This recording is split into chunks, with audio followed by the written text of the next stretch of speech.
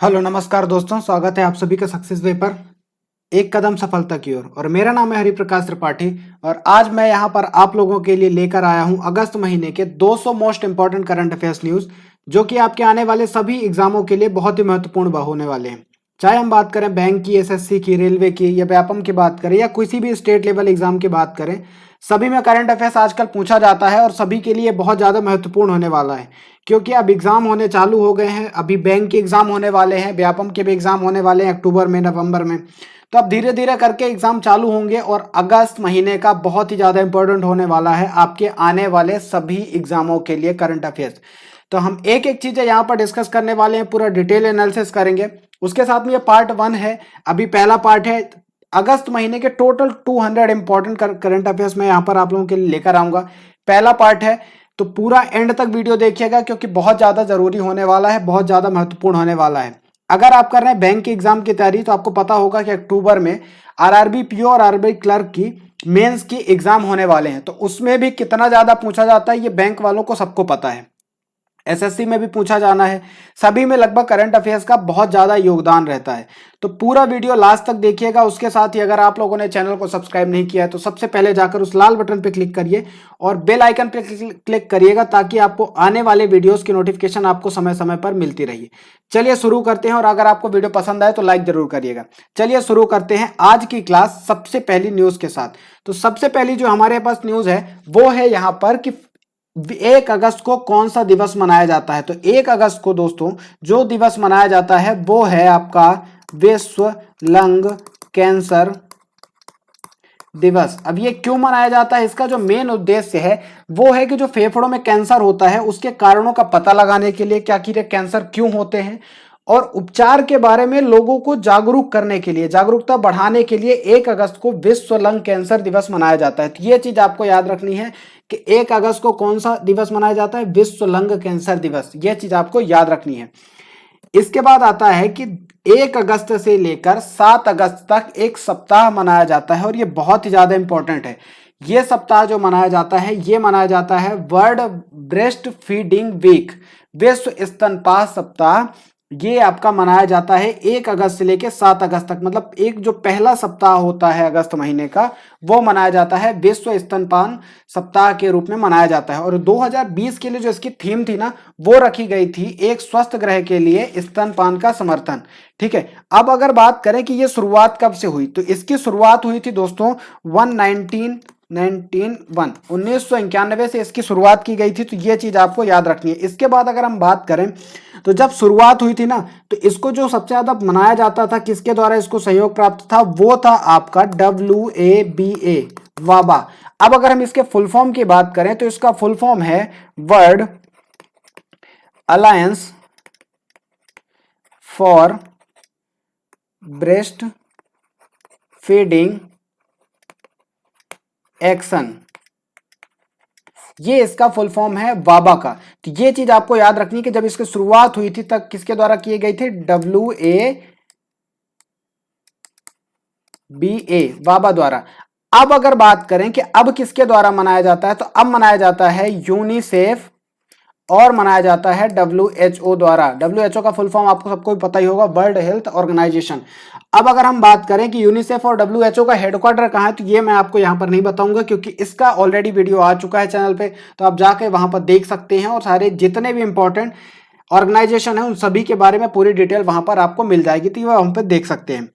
अब एक चीज और यहाँ पर कि अगर बात करें कि 1991 से चालू हुआ, किसके द्वारा चालू किया गया, WABA, वाबा द्वारा। अब कौन मनाता है, यूनिसेफ और WHO द्वारा इसको ऑर्गेनाइज किया जाता है। ठीक है, अब बात करें यहाँ पर अगर हम थीम भी देख लिया कि थीम इसकी क्या है, एक स्वस्थ ग्रह के लिए स्तनपान का समर्थन। ठीक है, ये भी देख लिया। अब बात की जाए कि कितने देशों द्वारा ये मनाया जाता है, ये माना जाता है कि 120 से ज्यादा देशों द्वारा ये सप्ताह जो है मनाया जाता है। कौन सा, विश्व स्तनपान सप्ताह। ये 120 से ज्यादा देशों द्वारा मनाया जाता है। तो ये चीज आपको याद रखनी है। इसके बाद आता है कि यहाँ पर 3 अगस्त को कौन सा दिवस मनाया जाता है, विश्व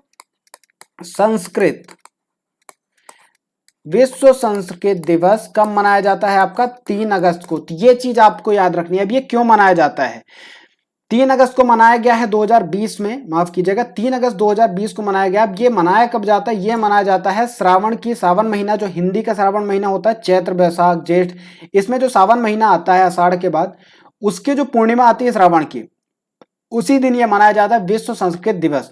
अब ये 2020 में कब मनाया गया? 3 अगस्त को। ये चीज हो गई। अब ये मनाया क्यों जाता है? इसका जो सबसे बड़ा रीजन है मनाने का, क्या आप सबको पता है कि हमारे जो पुराण है, ग्रंथ जो पहले लिखे गए हैं, वो ज्यादातर सब संस्कृत में ही है।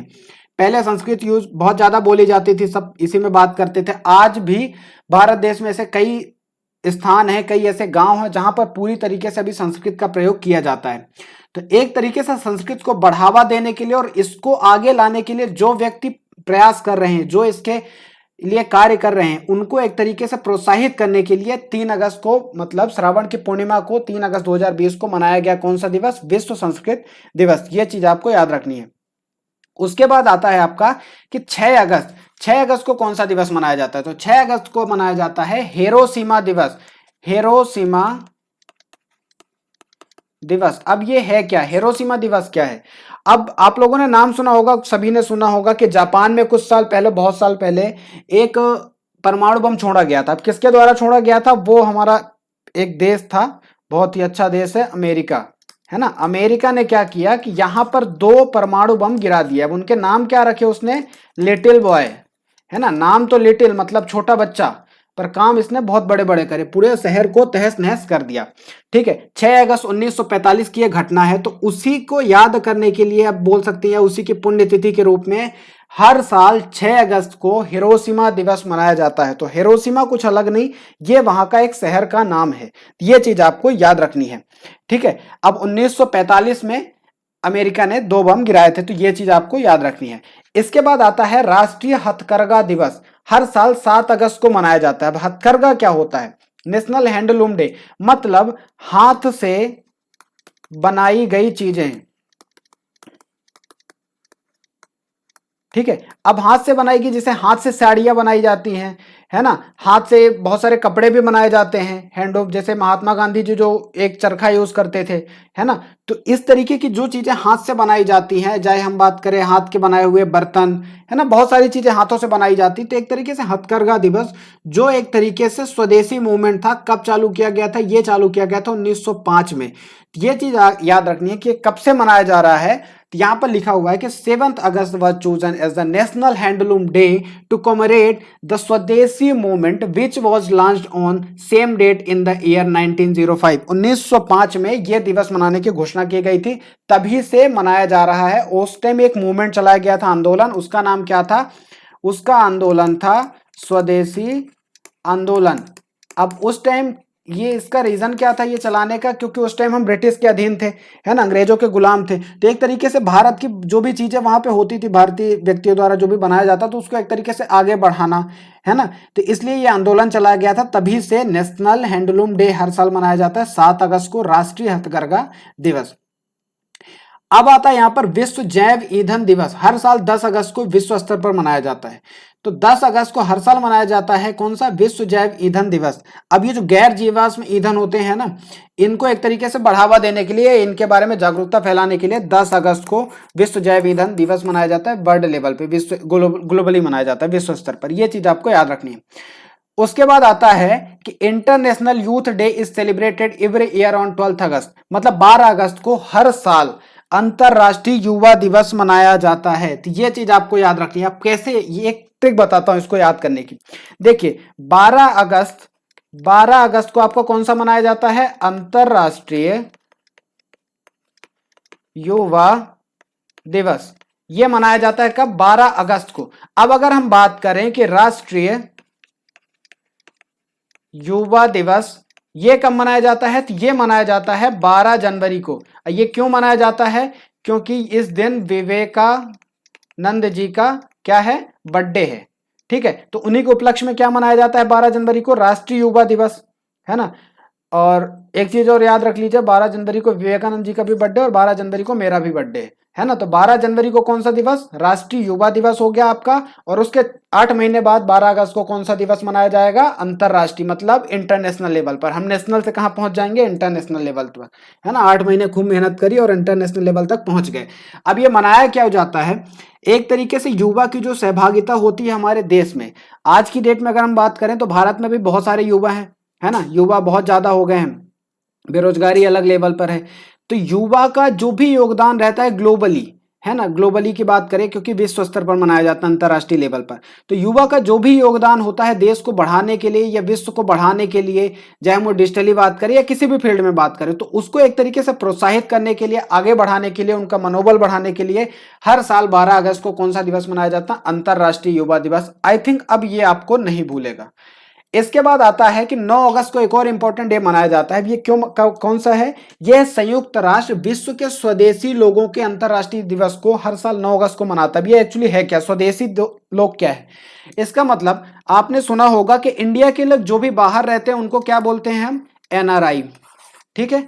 अब वैसे ही अगर मान लीजिए कोई बाहर का व्यक्ति, जैसे हम बात करें अमेरिका का कोई एक व्यक्ति हमारे यहाँ इंडिया में, मुंबई में या दिल्ली में, इंदौर में, भोपाल में, कहीं पे भी रह के जॉब कर रहा है, अपना यहीं पे रह रहा है, तो उसको क्या बोलेंगे, स्वदेशी। वो वहां के लिए एनआरआई हो गया। पर यहाँ का क्या होगा, ये यहाँ के लिए हम उसको क्या बोलते हैं, स्वदेशी लोग, है ना। तो उन्हीं के लिए उनका हमारे देश में क्या योगदान है, एक तरीके से ये बताने के लिए 9 अगस्त को ये दिवस मनाया जाता है। और इस बार 2020 था, इसका जो विषय क्या था, थीम क्या थी, अगर हम बात करें तो वो थी कोविड-19 एंड इंडिजियस पीपल रेसिलियंस, ये इसकी थीम थी। तो ये चीज आपको याद रखनी है।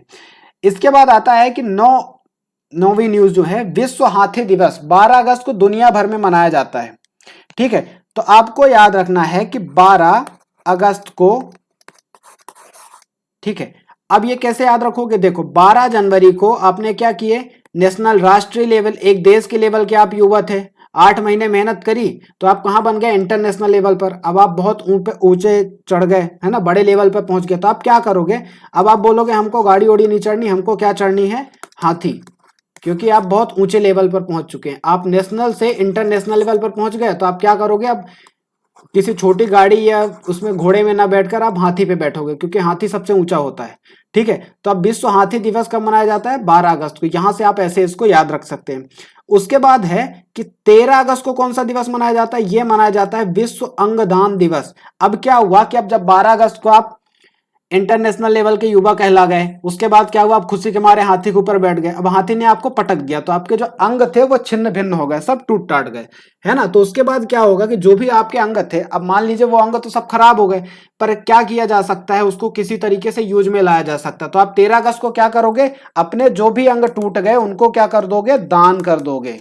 क्या कर दोगे, दान कर दोगे। तो क्या हो जाएगा, 13 अगस्त को कौन सा दिवस मनाया जाता है, विश्व अंगदान दिवस। कि जो भी हमारे बॉडी के ऑर्गन्स होते हैं, बहुत सारे व्यक्ति इंडिया में ऐसे भी हैं अभी भी, ऑलरेडी उन्होंने दान कर चुके हैं कि जब भी उनकी मृत्यु होगी तो उनके बॉडी के जो भी ऑर्गन रहेंगे सही सलामत, वो किसी ऐसे व्यक्ति को दे दिए जाएंगे जिसको उसकी सबसे ज्यादा जरूरत होगी। तो ये चीज है, ठीक है। अब ये चीज आपको कभी नहीं भूलेगी। उसके बाद यहाँ पर लास्ट में इंपॉर्टेंट डेज में 14 अगस्त को विश्व छिपकली दिवस। तो छिपकली का बर्थडे कब मनाया जाता है, 14 अगस्त को, है ना। वर्ल्ड लेजर्ड डे, मतलब छिपकलियों की जो प्रजाति होती है छिपकली, उनका बर्थडे कब मनाया जाता है, 14 अगस्त को। ये चीज आपको याद रखनी है, ठीक है।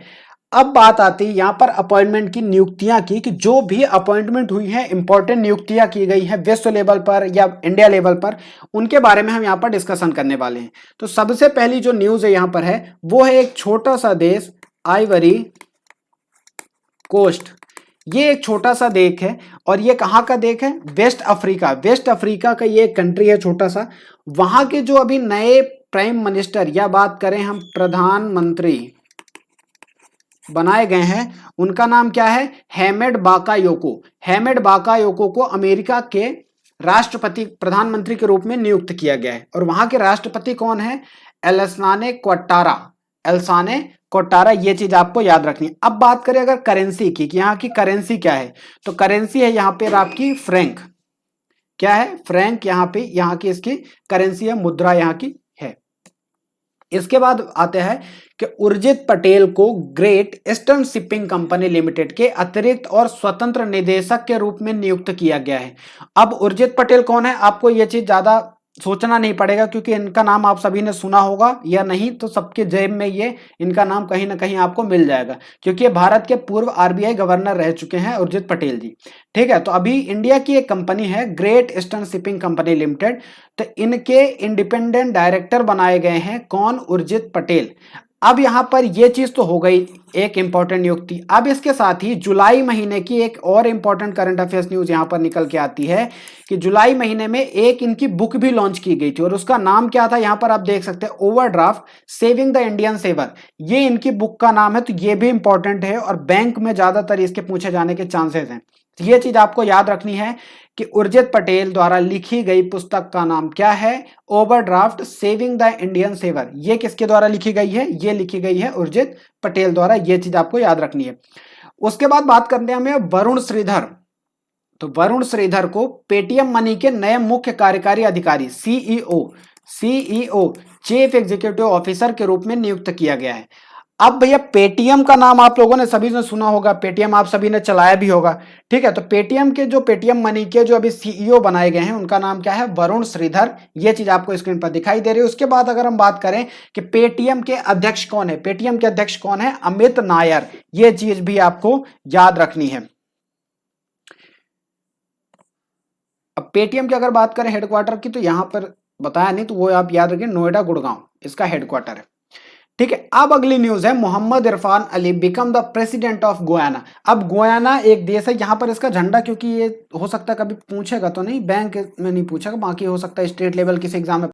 ये इसका इस तरीके से उसका फ्लैग है, जैसे इंडिया का फ्लैग है वैसे ही वहां का देश का ये फ्लैग है। तो मोहम्मद इरफान अली गुयाना के राष्ट्रपति बने हैं। तो गुयाना के नए राष्ट्रपति का नाम क्या है? मोहम्मद इरफान अली। अब यहां पर जो सबसे ज्यादा इंपॉर्टेंट बात है वो ये है कि यहां के प्रधानमंत्री और राष्ट्रपति दोनों साथ में नियुक्त किए गए हैं। तो ये चीज आपको याद रखनी है। तो यहां के जो प्रधानमंत्री बने हैं उनका नाम है मार्क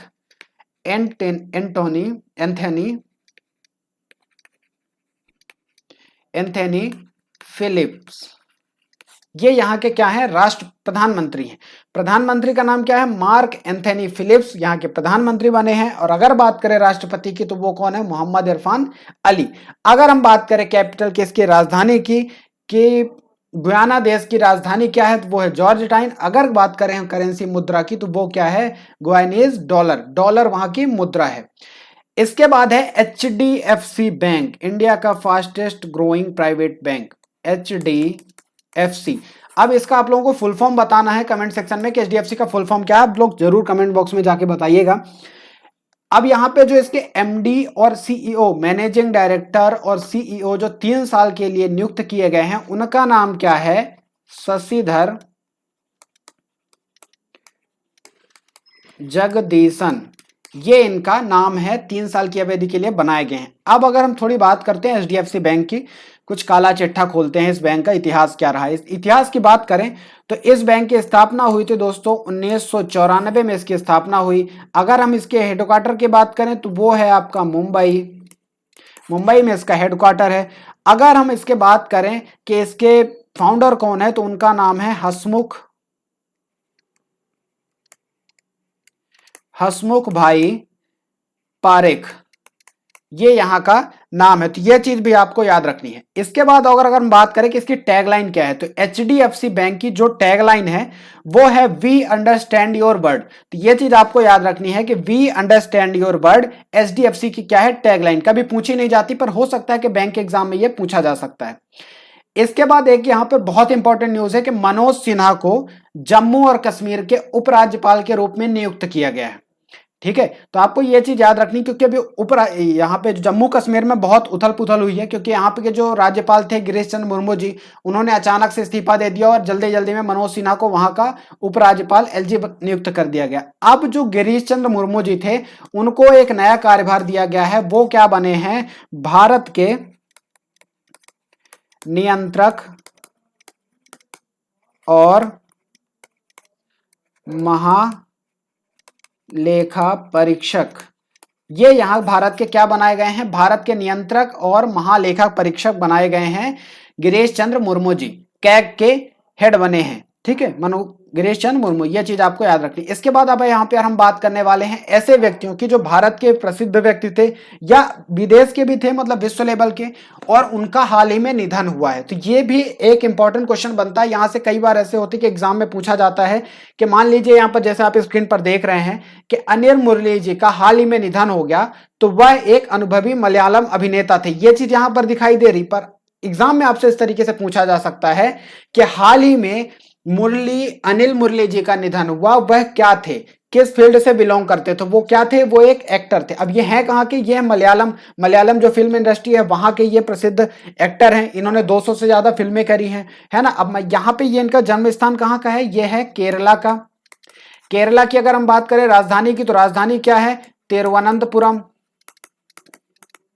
ठीक है, तिरुवनंतपुरम। और अगर हम बात करें इसके सीएम की, तो सीएम कौन है इसके, पिनराई विजयन जी इसके क्या है, मुख्यमंत्री हैं। और अगर बात करें गवर्नर राज्यपाल की, तो राज्यपाल इसके कौन है, आरिफ मोहम्मद खान। तो इसके जो राज्यपाल हैं केरला के, वो कौन है, आरिफ मोहम्मद खान, इस वहां के राज्यपाल हैं। इसके बाद अगली न्यूज जो आती है, कमल रानी वरुण, जिनका कोरोना वायरस के कारण निधन हो गया, वो क्या थी, उत्तर प्रदेश की पूर्व शिक्षा मंत्री थी। अब यहां पर इनका सिर्फ इसीलिए इंपॉर्टेंट हो जाता है क्योंकि ये पहले की एजुकेशन मिनिस्टर रह चुकी हैं यूपी राज्य की, उत्तर प्रदेश राज्य की, इसीलिए इनका ये इंपॉर्टेंट हो सकता है कि किसी एग्जाम में पूछ लिया जाए। इतना इंपॉर्टेंट नहीं है, पर आप याद रखिए कि कमल रानी वरुण एक फीमेल थी जिनका कोरोना वायरस के कारण निधन हुआ। और यहां ये अगर बात की जाए यूपी की, तो यूपी की ये पहली ऐसी मंत्री है जिनका कोरोना वायरस के कारण निधन हुआ है। तो ये चीज भी आपको याद रखना है। हो सकता है प्रश्न में इस तरीके से पूछा जाए कि निम्नलिखित में से कौन से मंत्री हैं जिनका, कौन सी मंत्री यूपी की हैं जिनका कोरोना वायरस के कारण निधन हो गया, तो वो उनका नाम क्या है, कमल रानी वरुण। ये चीज आपको याद रखनी है। अब यूपी की बात करें तो यूपी के सीएम कौन है, योगी जी, योगी आदित्यनाथ। और बात करें राज्यपाल की तो आनंदीबेन पटेल। यहाँ की राजधानी क्या है, लखनऊ, आप सबको पता ही है।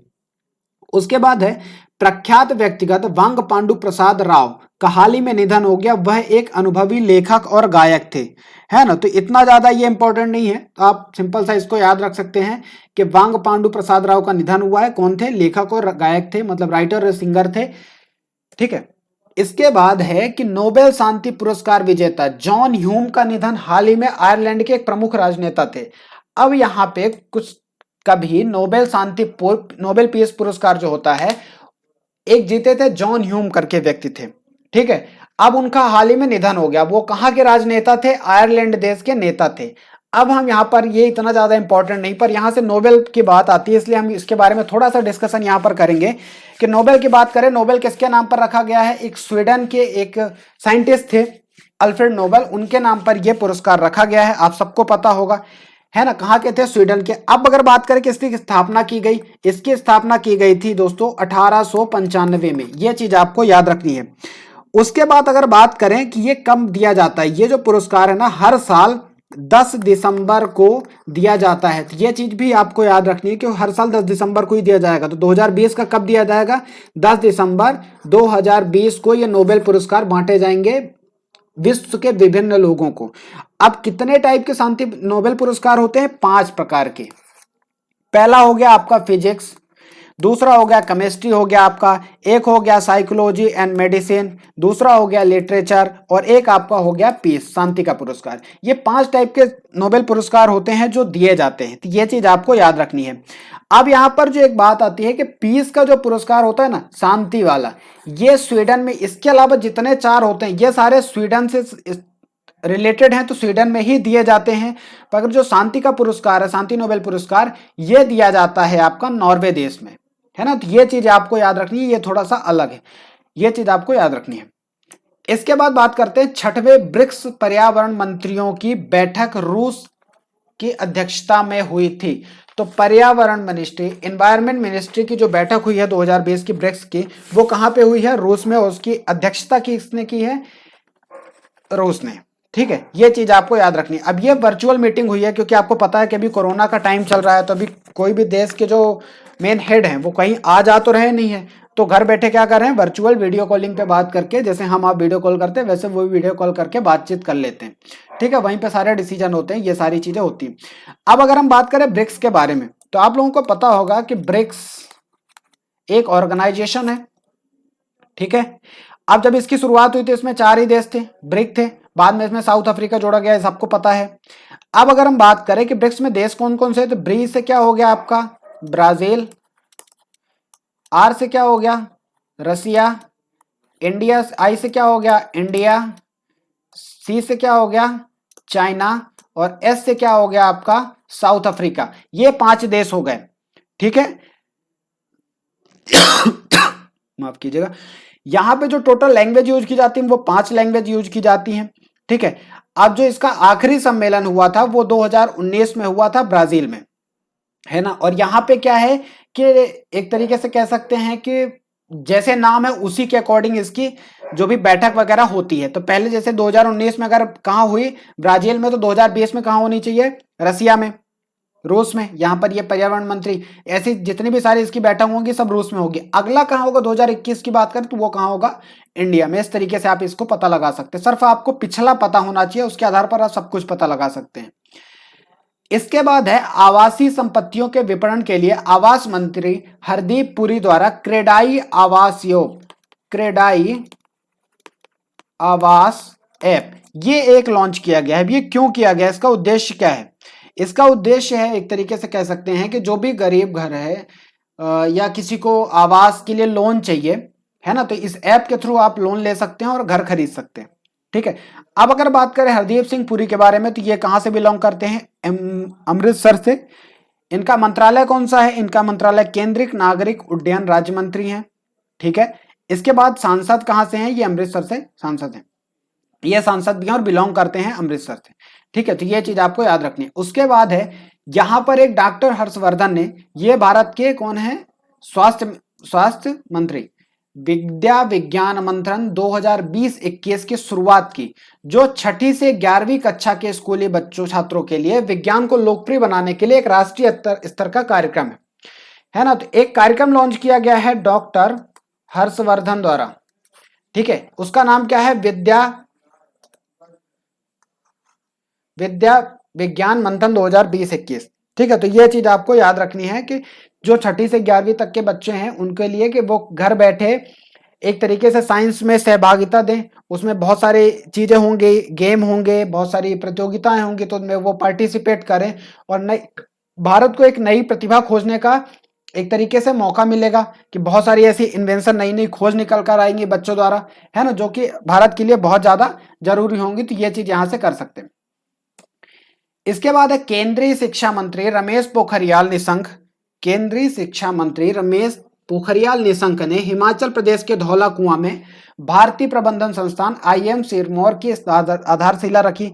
ये इतना ज्यादा इंपॉर्टेंट नहीं है, तो आप सिंपल सा याद रख सकते हैं कि IIM सिरमौर की आधारशिला किसने रखी, केंद्रीय शिक्षा मंत्री रमेश पोखरियाल निशंक। ये है कहां पे रखा गया है, हिमाचल प्रदेश के धौला कुआं में।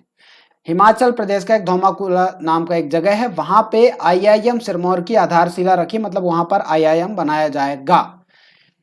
इसके बाद है DD असम को सूचना और प्रसारण मंत्री प्रकाश जावड़ेकर ने हाल ही में लॉन्च किया। अब DD नेशनल का नाम सुना होगा, फिर DD MP आ गया, DD Madhya Pradesh, DD UP चलता है, ऐसे बहुत सारे ये ऐप मतलब एक तरीके से चैनल बनाए गए। तो उसी तरीके से DD असम को भी लॉन्च किया गया है, किसके द्वारा, सूचना और प्रसारण मंत्री प्रकाश जावड़ेकर ने हाल ही में लॉन्च किया है। ये चीज आपको याद रखनी है। अब अगर बात करें असम के बारे में, तो असम की राजधानी क्या है, दिसपुर। असम की राजधानी क्या है, दिसपुर, ठीक है।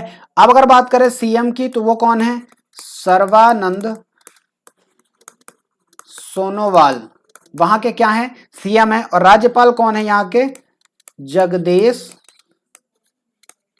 मुखी, ये वहां के क्या है, राज्यपाल है। तो ये चीज आपको याद रखनी है। इसके बाद है कि भारत की पहली किसान स्पेशल पार्सल ट्रेन या किसान रेल को देवलाली से दानापुर स्टेशनों के बीच हरी झंडी दिखाई गई।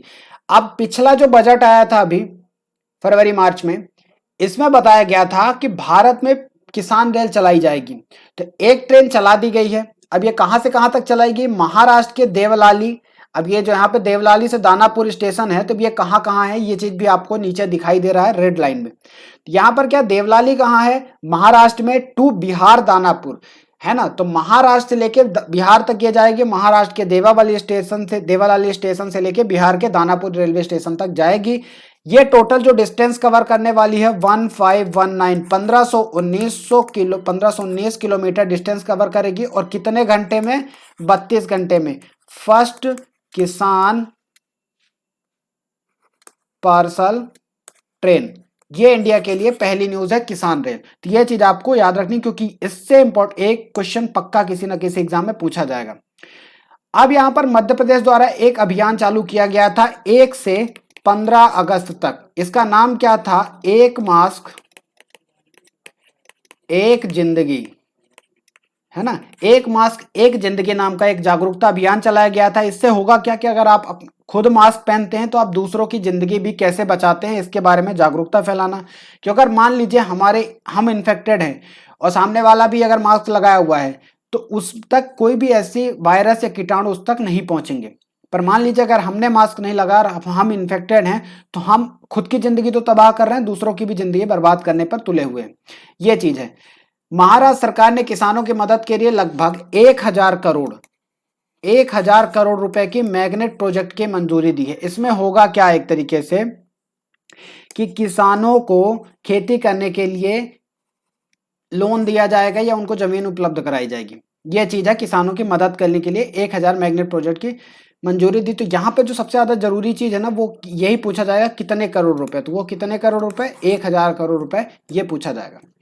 दादर और नागर हवेली और दमन और दीव केंद्र शासित प्रदेशों ने ऑनलाइन शिक्षा के लिए ई ज्ञान मित्र मोबाइल एप्लीकेशन लॉन्च किया है। दादर और नागर हवेली और दमन और दीव ये दोनों केंद्र शासित प्रदेश है, आप सबको पता है। अब यह क्या है कि अभी आपको पता है कोरोना की वजह से जो भी कोचिंग थे, स्कूल थे, कॉलेज थे, जो भी एजुकेशन सेंटर थे, सभी को बंद कर दिया गया। आने वाले टाइम में कब खुलेंगे किसी को पता नहीं। तो अभी इस टाइम पे क्या ट्रेंड चल रहा है? ऑनलाइन शिक्षा, ऑनलाइन टीचिंग के माध्यम से ऑनलाइन एजुकेशन आप जितना चाहें उतना सीख सकते हैं फ्री में, जैसे कि आप यहाँ पर अभी सीख रहे हैं।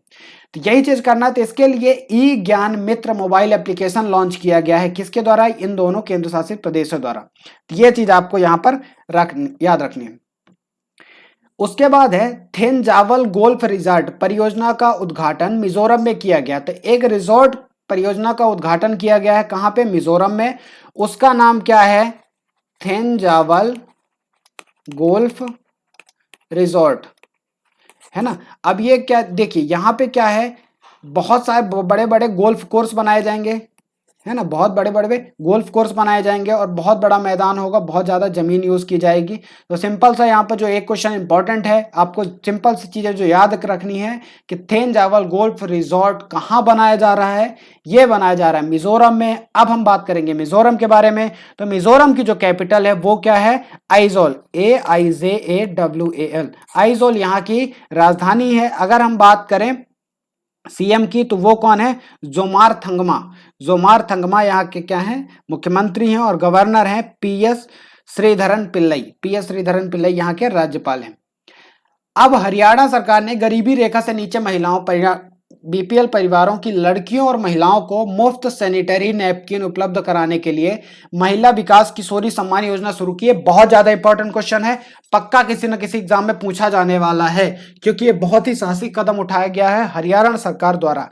अभी एक्चुअली है क्या नैपकिन? मतलब अगर किसी को नहीं पता, सैनिटरी नैपकिन जब किसी भी महिला को या किसी भी फीमेल को जो पीरियड्स का टाइम होता है, मासिक जो धर्म होता है, महीने जो पीरियड चलते हैं, उसके टाइम पे जो वो पैड यूज करती हैं, तो उनके लिए एक तरीके से ये एक सुविधा उपलब्ध करा रही है हरियाणा सरकार कि जो भी ऐसी महिलाएं, जो भी ऐसी लड़कियां जो BPL परिवार में आती हैं, जिनके पास इतने पैसे नहीं हैं कि वो इस चीज को खरीद सके बाजार से और यूज कर सकें, क्योंकि अगर हम कपड़ा यूज करेंगे तो वो उनके लिए बहुत ज़्यादा नुकसानदायक होता है, उनको बहुत ज़्यादा तकलीफ होती है उससे।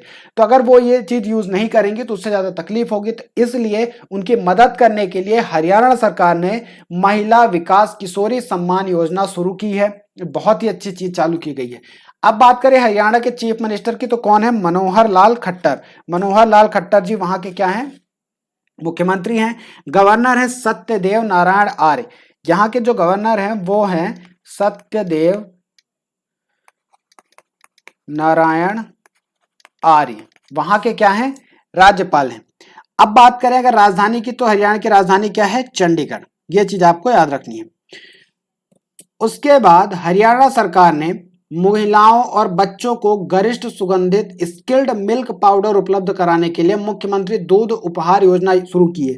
मतलब एक तरीके से ये कि ऐसे महिलाएं और बच्चे जिनको एक तरीके से दूध पीने के लिए नहीं मिल सकता, तो इस तरीके का ऐसा एक पाउडर उपलब्ध कराया जाएगा जिसमें जो भी गुण होंगे, जिसकी क्वालिटी होगी बिल्कुल एक्चुअल दूध जैसी होगी।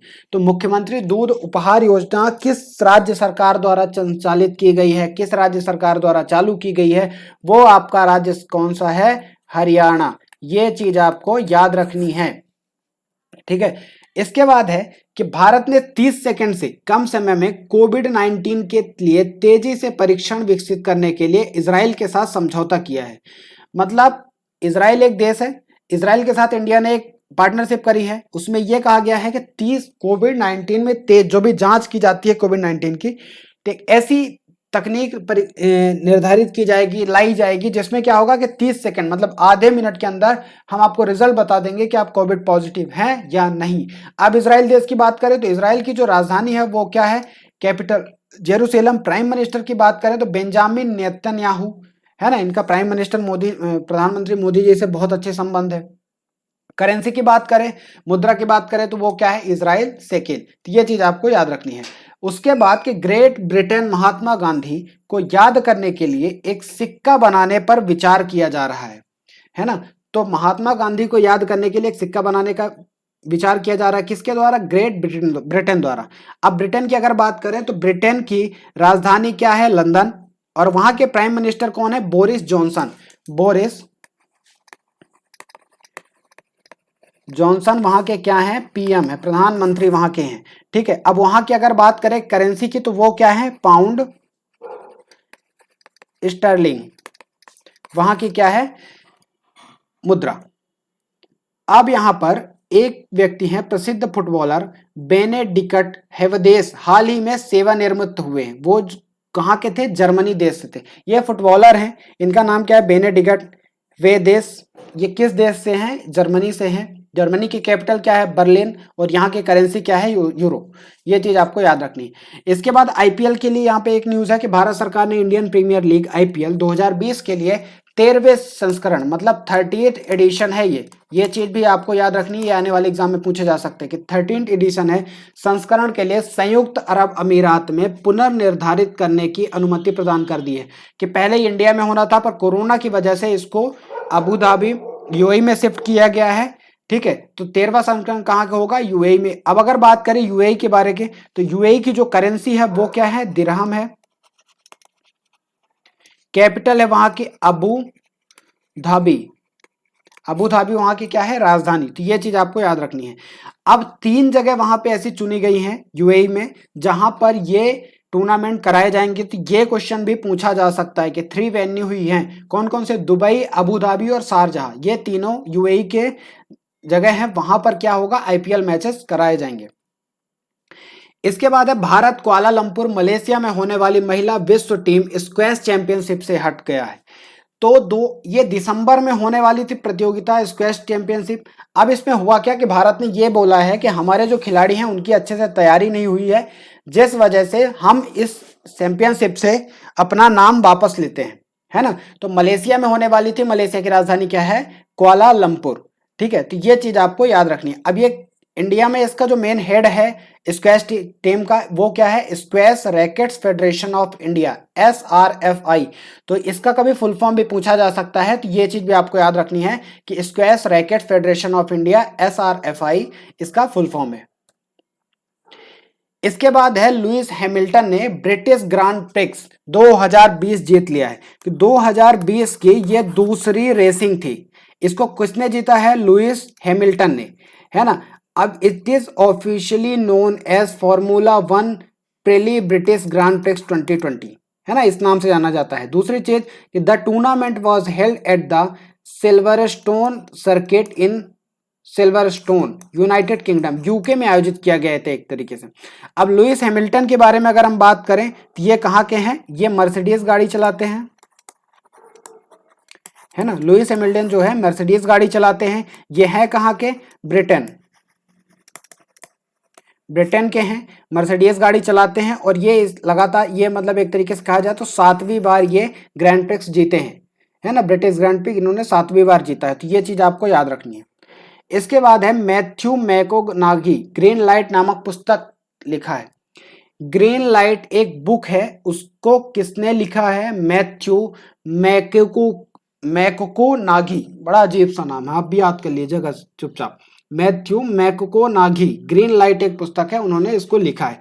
दूसरी बुक है सियासत में सदस्यता, सियासत में सदस्यता, यहाँ पर कुछ मिसप्रिंट हो गया है, सियासत में सदस्यता नामक जो पुस्तक है वो लिखी गई है विजय कुमार चौधरी द्वारा। तो ये चीज भी आपको याद रखनी है कि विजय कुमार चौधरी द्वारा एक पुस्तक लिखी गई है सियासत में सदस्यता।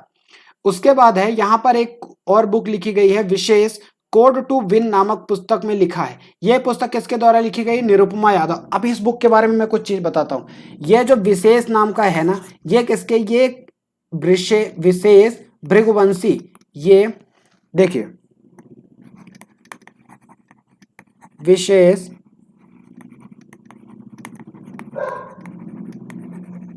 भृगुवंशी, ये एक व्यक्ति का नाम है। ये भारत के सबसे यंगेस्ट, कम उम्र के बास्केटबॉल टीम के कैप्टन रह चुके हैं इंडिया लेवल पे, है ना, सबसे कम उम्र के हैं। तो इनके ऊपर कि आप इतनी उम्र में इतनी सारी कठिनाइयों को पार करके भी आप बहुत सारी चीजें पा सकते हैं, एक तरीके से कह सकते हैं इंस्पायर करने वाली स्टोरी इस बुक में लिखी गई है। तो ये चीज आपको याद रखनी है, किसके द्वारा, निरुपमा यादव, विशेष निरुपमा यादव। अब एक यहां पर और बुक लिखी गई है raw, a history of India's गुप्त ऑपरेशंस नामक पुस्तक को किसने लिखा है, यतीश यादव। अब ये बुक क्यों लिखी गई है, एक तरीके से ऐसे लोगों को कि जो रॉ में काम करते हैं या काम करना चाहते हैं ऐसी इंडस्ट्रीज में, उनको कि किस तरीके से केस सॉल्व किया जा सकते हैं, एक तरीके से जेम्स बॉन्ड की तरह कैसे सोचा जा सकता है, एक तरीके से अपनी थिंकिंग को, सोचने की पावर को अलग तरीके से सोचना, ये सब चीज़ों के बारे में, इसकी हिस्ट्री है उसमें, इसके बारे में बहुत कुछ जानने को मिलेगा। तो उसकी बुक का नाम क्या है, raw, a history of India's गुप्त ऑपरेशंस, किसके द्वारा लिखी गई है, यतीश यादव। उसके बाद है नीना राय ने अद्भुत अयोध्या पुस्तक लिखी है, जो अयोध्या के इतिहास पर प्रकाश डालेगी। तो अद्भुत अयोध्या पुस्तक किसने लिखी है, नीना राय। नीना राय ने अद्भुत अयोध्या लिखी है। अब इसमें क्या बताया जाएगा कि अयोध्या में पहले कैसे घर हुआ करते थे, वहां के लोग कैसे थे, वहां की बोली क्या थी, वहां के लोगों का पहनावा क्या था, वहां के लोगों की रीति रिवाज की थी, ये सारी चीजें, मतलब जितना कुछ था अयोध्या का, सब कुछ आपको पूरा ज्ञान कहाँ मिलेगा, नीना राय की बुक अद्भुत अयोध्या में। और ये बुक पब्लिश की गई है हाउस ब्लूमबरी द्वारा। इसके बाद आज की लास्ट न्यूज है कोविड-19 BWM दैनिक बायोमेडिकल कचरे को ट्रैक करने के लिए केंद्रीय प्रदूषण नियंत्रण बोर्ड CPCB द्वारा विकसित ऐप। तो कोविड-19 BWM द्वारा ये एक ऐप का नाम है, क्या नाम है, कोविड-19 BWM, ये एक ऐप का नाम है, किसके द्वारा बनाया गया है, CPCB केंद्रीय प्रदूषण नियंत्रण बोर्ड द्वारा बनाया गया है। क्यों बनाया गया है, बायोमेडिकल कचरे को ट्रैक करने के लिए, जो भी बायोमेडिकल एक तरीके से हॉस्पिटल में यूज वाला होने वाला जो कचरा है उसके बारे में ज़्यादा से ज़्यादा निगरानी रखी जाए, कैसे यूज होता है, उसको कहाँ फेंका जाता है, ये सारी चीज़ें पता लगाने के लिए कोविड-19 BWM एक ऐप लॉन्च किया गया है, किसके द्वारा, केंद्रीय प्रदूषक नियंत्रण बोर्ड।